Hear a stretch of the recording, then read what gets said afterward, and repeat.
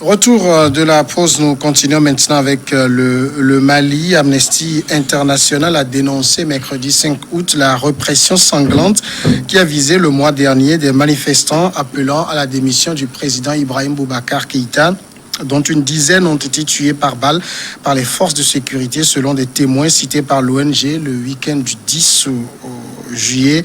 Une manifestation à l'appel du M5 opposé au président Keïta a dégénéré en 3 jours de troubles meurtriers.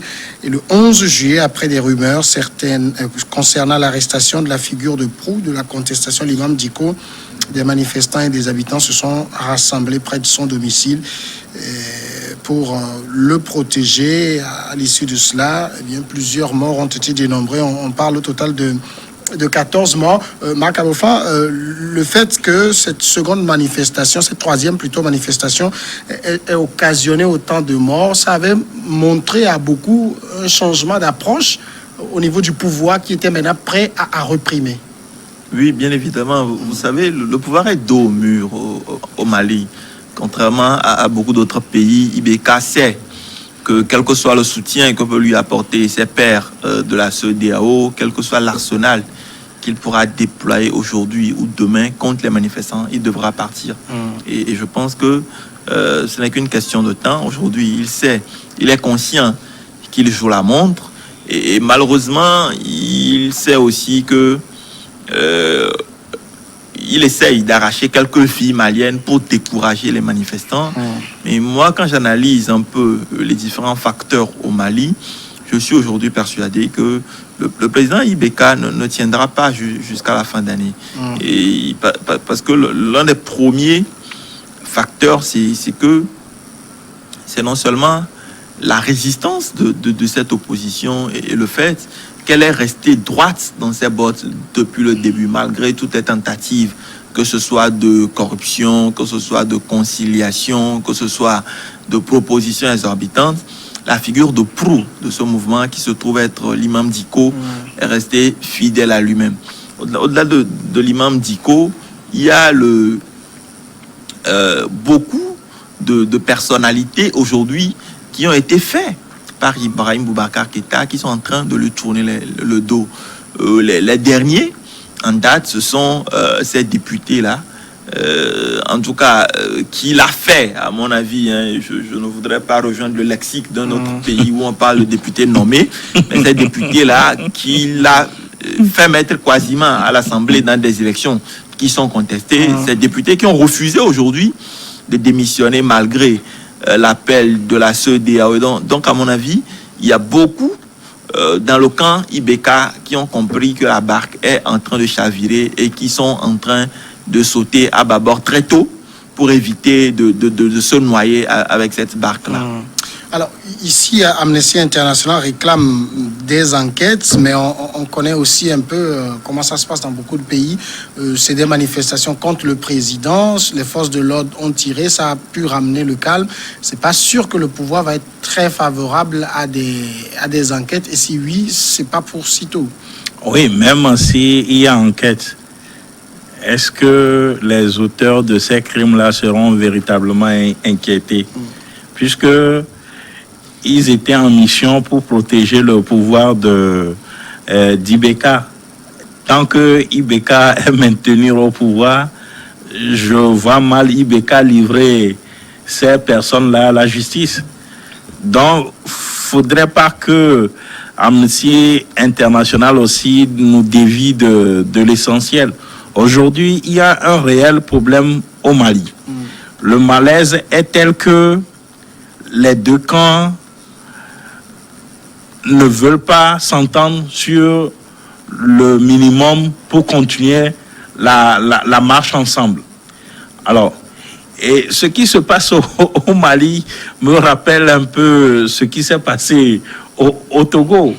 Et quand vous observez bien, vous vous rendez compte que IBK procède comme on a toujours procédé au Togo. On lui a demandé la formation d'un gouvernement d'union nationale. Il a nommé les siens ou les miens et il demande aux autres de venir rejoindre. Pendant ce temps, eux, ils sont là, ils travaillent. C'est un peu comme au Togo, il y avait des gens qui siégeaient à la CENI. Pendant ce temps, d'autres criaient, non, les postes qu'ils occupaient, ou les sièges qu'ils occupaient, leur revenaient de droit. Donc, ils doivent déguerpir pour que nous puissions prendre la place. Pendant ce temps, les autres, ils travaillaient, ils légiféraient, ils prenaient des décisions. Donc, c'est un peu compliqué tout ça là. Mais IBK doit se ressaisir. Pourquoi je le dis? Parce que ceux qu'il a en face de lui sont des gens qui, quelque part, ont été des anciens collaborateurs à lui. Et aujourd'hui, si le Mali se retrouve dans cette situation, comme on l'a dit, peut-être un peu plus haut pour le Liban, aujourd'hui, le Mali, c'est une question de corruption, de malgouvernance. Alors, on ne serait pas arrivé là-bas si IBK et son équipe n'ont pas pris le vilain plaisir de manipuler les chiffres des résultats des législatives. Les faits sont là et il doit savoir sur quel point céder, en tout cas pour lui permettre de continuer et finir son mandat. Sinon, quand les manifestations vont reprendre, il y aura encore plus de morts. Parce que les Maliens, quand vous voyez et l'opposition, vous comprenez que c'est des gens déterminés. C'est des gens qui sont sûrs de ce qu'ils sont en train de faire. Et ils sont certains qu'ils ont le peuple derrière eux.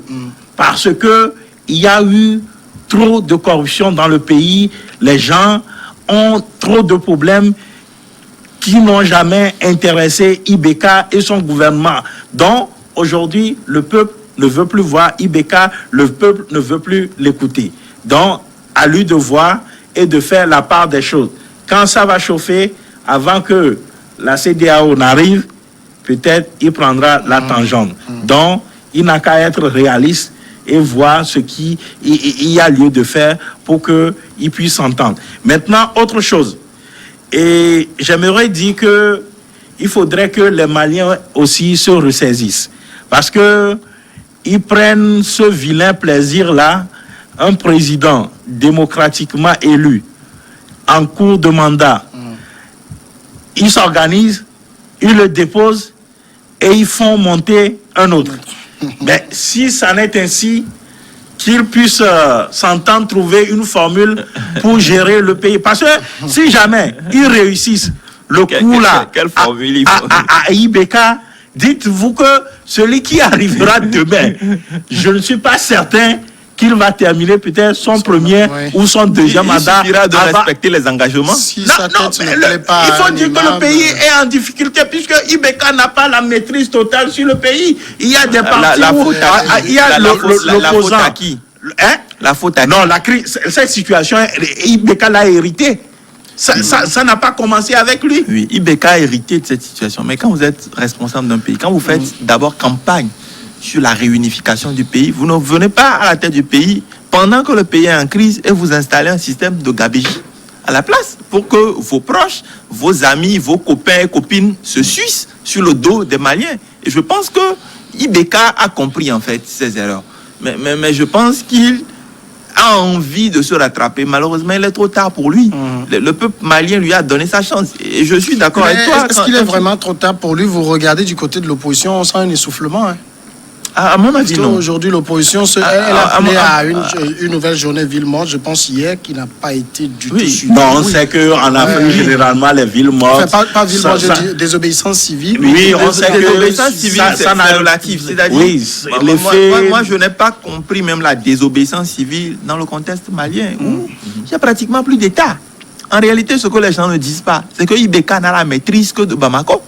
IBK ne maîtrise plus le territoire. Alors, on désobéit à qui? Si l'État n'est plus là. Quand, au nord, si vous voulez faire la tête, mais Boko Haram va vous fusiller. C'est ça aussi la réalité. Et donc, on ne va pas désobéir aux djihadistes. Ceux à qui on peut désobéir, ce sont les représentants de l'État, mais qui, ma foi, ne perçoivent plus. La dernière fois, je travaillais les chiffres des impôts et tout. Les Maliens, naturellement, marchés, ont refusé, par exemple, de payer les impôts. Et ça, c'est une désobéissance qui a déjà cours. Et donc, à mon avis, le pouvoir va s'assurer. C'est vrai que la plupart des ressources, ce ne sont pas ces mobilisations internes-là, mais tout ce qui sort de tout ce qui est production aurifère ou production de mines dans les zones. D'ailleurs, ça se fait sentir. Vous avez vu qu'ils se sont empressés pour ouvrir les frontières et autres. Mais que l'État dit ne pas contrôler. Et donc, à mon avis, le mouvement ne s'est pas essoufflé. Et tant que l'imam Dicko, par exemple, va rester droit, parce que tous les autres politiciens autour dans le mouvement, eux sont corruptibles. C'est le pouvoir. Eux sont corruptibles. Mais l'imam Dicko est resté, puisque c'est quelqu'un, a priori, qui n'a pas envie aussi de pouvoir. Et donc, il a une certaine neutralité qui fait qu'il peut encore mobiliser. Et quand vous l'écoutez, vous sentez que la mobilisation, on peut ne pas avoir deux mobilisations, mais quand il s'agira de descendre dans la rue, va descendre dans la rue. Et jamais encore, les manifestants au Mali ne sont allés en confrontation avec les forces de l'ordre. L'imam n'a jamais demandé qu'on ait à cette confrontation. Mais ça va arriver, comme c'est arrivé au Burkina Faso. Si les décès continuent, si les crimes économiques continuent, parce que c'est ça aussi, le rythme de vie de l'État que décrivent les Maliens n'ont pas changé malgré la crise.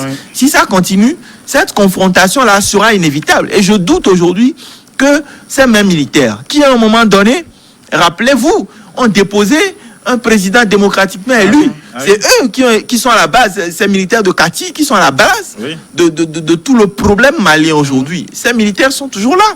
Et quand viendra le moment, je suis persuadé qu'ils ne s'aligneront pas pour IBK, parce que comme tout le monde, ils auront vu que IBK a perdu la main. L'opposition prévoit une nouvelle manifestation le mardi 11 août prochain à travers le pays. Ça va prendre à nouveau? Ah oui. Et l'imam Dicko l'a toujours dit. Que tant que... Mais en même temps, l'imam, j'écoutais aujourd'hui les informations et l'imam Dicko a également un mentor qui est un imam dans le nord du pays et les autorités l'ont approché. Il a fait appeler Dicko qui va le rencontrer prochainement. Donc peut-être on tente d'amadouer aussi Dicko. Oui, mais ne perdez pas de vue que Dicko tient beaucoup à son image, à sa personnalité. Sinon, quand on était venu le voir avec des mallettes, il allait les prendre. Là-bas, on parle de 50 millions. C'est parce que c'était trop visible. Non, attendez. Là-bas, on parle de 50 millions. Ailleurs, il a suffi seulement de 30 millions pour que on met à terre... Pour 14. Il a fallu de 30 millions. On parle de 50 millions pour une personne. Pour une seule personne. Ailleurs, ils sont 14 pour 30 millions. Et vous avez vu ce que ça a donné. Donc, je ne crois pas que l'imam va trahir le peuple malien. Parce que il tire sa renommée de ce peuple-là. Et il a dit, et quand vous le suivez, vous rendez compte que, quand vous suivez les choses, vous vous rendez compte que, en réalité, tout est axé sur lui. Parce que, comme Marc l'a dit, les autres, c'est des politiciens. Eux, c'est des calculs et tout. Parce que eux, c'est comment faire pour arriver au pouvoir. Mais l'imam, il ne veut pas le pouvoir. Il a dit plusieurs fois. Donc, il a dit, tant que Dieu lui accorde le souffle de vie et qu'il a besoin d'appeler à descendre dans la rue, il le fera. Il le fera. Vous avez vu que la dernière fois où il y a eu le massacre dont vous parlez et dont Amnesty fait cas, c'est parce qu'il y avait des informations qui circulaient comme quoi on l'a pris. Oui. C'est là où ça a dégénéré. Il est un peu comme un idole pour la jeunesse malienne. Donc vous touchez à leur idole, vous avez affaire à eux. Donc, c'est un peu ça. Et puis, c'est quelqu'un qui est très écouté. Vous savez que le Mali, avant tout, c'est l'islam. Oui. Donc, c'est un prédicateur de l'islam. Donc, il est très écouté, très respecté. Et sa voix porte. Donc, d'ailleurs, il fait partie de ceux qui ont contribué à l'arrivée de Ibeka au pouvoir. Et aujourd'hui, il se rend compte que, ah tiens, ce sur quoi on s'est entendu, ou ce sur quoi tu nous as rassuré, que si jamais on t'aidait à venir au pouvoir, tu allais les réaliser. Il se fait que des années, plus de 5 ans après, c'est autre chose que nous voyons. Donc, du coup, il s'est retiré. Il s'est retiré. Donc, je ne crois pas que cette rencontre-là entre le parrain et Diko va changer grand-chose. Peut-être c'est trouver une formule honorable, hein, et une entente honorable pour que Ibeka puisse partir la tête haute. Parce que le problème aussi avait commencé quand il nourrissait ses ambitions d'un 3e mandat. Tout est parti de là. Vous avez vu il n'a que même pas encore fini le second. Voilà, vous avez vu que c'est parce qu'il y avait une forte mobilisation, il y avait une forte dénonciation. C'est ça qui l'a amené à abandonner finalement ce projet-là. Et puis il faut dire que je ne comprends pas pourquoi quand certains présidents arrivent au pouvoir, ils essaient souvent de mêler leurs enfants, leurs familles à la gestion de la chose publique. Parce que souvent, ça leur pose toujours problème. Je crois qu'il faut arriver à un moment où il faut écarter peut-être la famille de la gestion. Voilà. Parce que ça, partout, les gens ont essayé. Vous voyez le cas d'Angola, vous voyez le problème d'Ibeka, quelque part, c'est son fils. Son fils Karim Ibeka. Karim Keïta. Même Ouad, quelque part. Même Ouad, oui.